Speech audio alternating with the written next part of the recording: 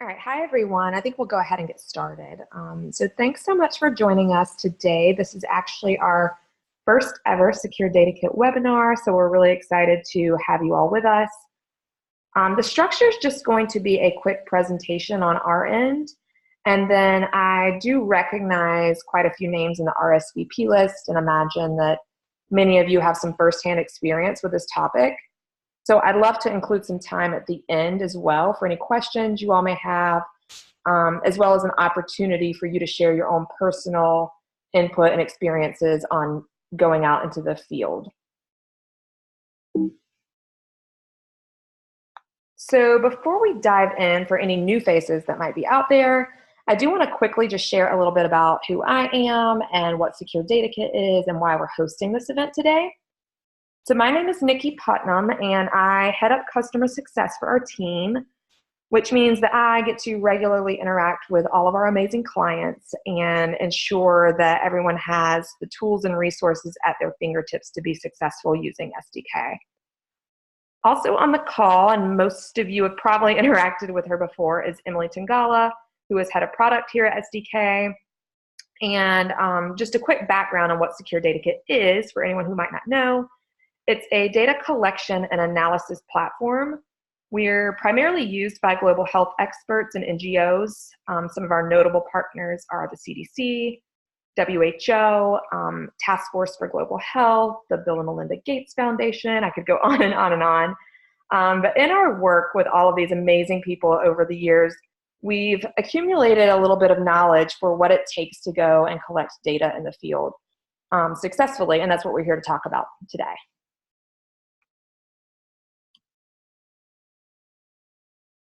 So why is fieldwork beneficial? And this slide is specifically talking about when your team is conducting fieldwork from a prepared position.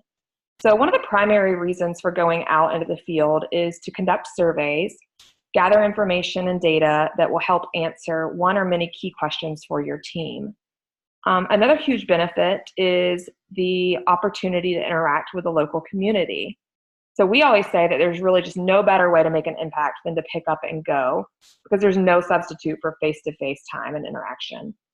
Also, building trust within a community leads to much better and higher quality data collected, as well as an opportunity to draw conclusions that might be impossible to observe from afar. Another potential benefit is the ability to possibly mitigate risk. So much of the field work we see can take place in higher risk areas of the world. So for the well-being of participants on the ground, it's really important to be as prepared as possible ahead of time.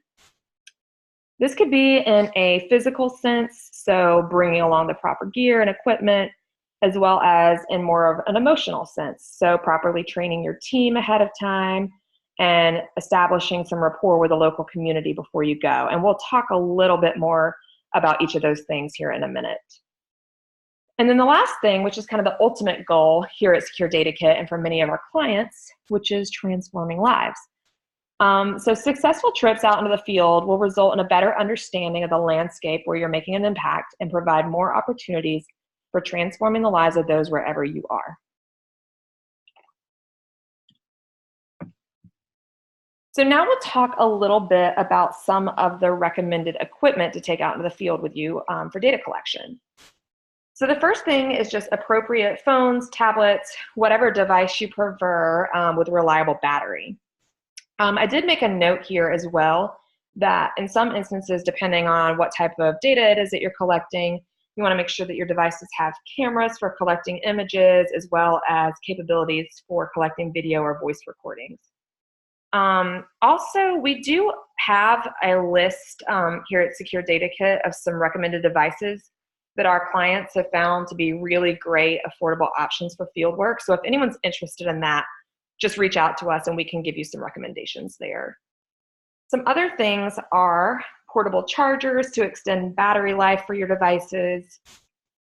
SIM cards are a relatively cheap option to allow for connectivity as well. And then just good old-fashioned notebook, pen, pencils for any backup notes or quick observations you might want to jot down in the field. Some other considerations for what equipment you're going to take with you are weight load. So depending on where or how you're traveling, lugging around a ton of really heavy equipment may not really be possible or something that you want to do. The next thing is connectivity. So how connected or remote is the location that you're visiting? Note that one of the major benefits of using Secure Data Kit for data collection in the field is the ability to capture data without being connected to the internet. So that's just something to think about there. Another thing that we hear about a lot when it comes to equipment is battery endurance. So will you have access to electrical outlets? Do you need to take extra proper adapters with you? If you have the extra room, it's never a bad idea to include some backup devices in the instance that you have no power to recharge.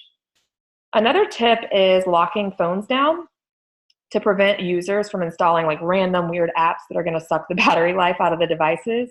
And then also utilizing low power mode or airplane mode additionally to avoid draining battery life.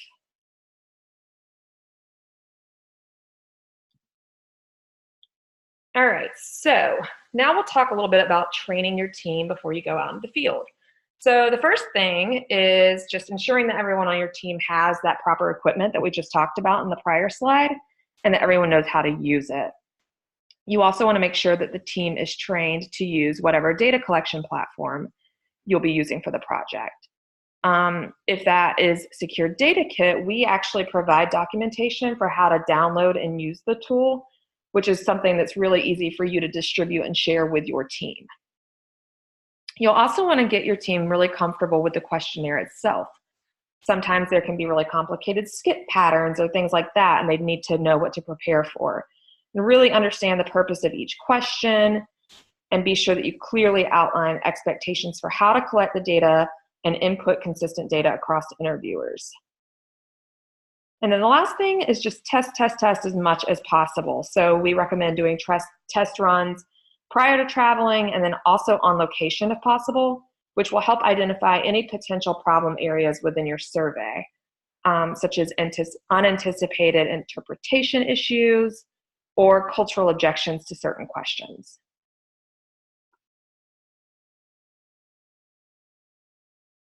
So in some areas, the arrival of a team of strangers might be regarded with a little bit of suspicion. So it can make a really huge difference in the amount of cooperation you'll receive if you're able to prepare the community for your arrival in advance. There are a few ways that we've seen folks do this. Sometimes the surveyors might wear matching t-shirts or vests, or just carry around some sort of proper identification on them that signals to the community that they can be trusted and they know what these people are doing here.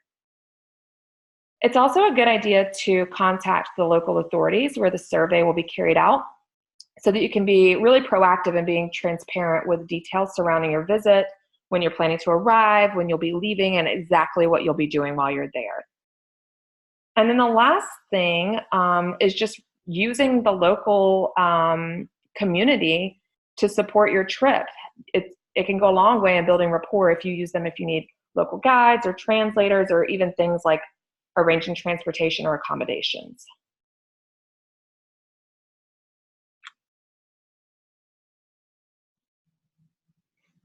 So the last thing that I'll briefly touch on when it comes to preparing to go out into the field is designing the survey itself. So first things first, we always recommend that you define your goals and any important indicators before you even start designing your survey. This one's huge, and it really goes a long way in making sure you're not gathering too much data or making things really messy from the beginning. Another thing is making sure that you're collecting clean data from the start of your project. There are a few ways that you can go about this as well. One thing is to include option choices in your survey questions versus open text fields. This really promotes consistency in your answers, eliminates spelling errors, things like that. We also recommend automating where possible using some relevancy. So this is things like only ask question B if the answer to question A is yes. And then lastly, this kind of goes back to just making sure that you're taking the time to thoroughly train any team members that are going to be conducting the survey ahead of time. That'll lead to increased quality in the data collected. Next, review for accuracy as you go. A lot of times people wait until the end of the project and then they'll realize there's a ton of mistakes or duplicate submissions and things like that. And this is another area where SDK can help. We have some scripts to automatically remove duplicates and identify outliers. So definitely talk to us about that if you are interested in that as well.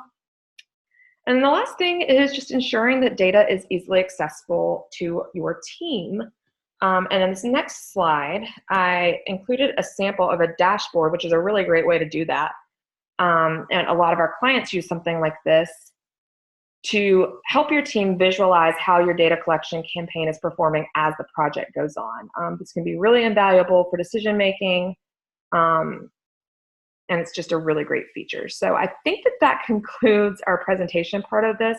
I'm going to stop the recording so that we can kind of talk amongst ourselves and let you guys feel comfortable to ask questions. So I will do that now.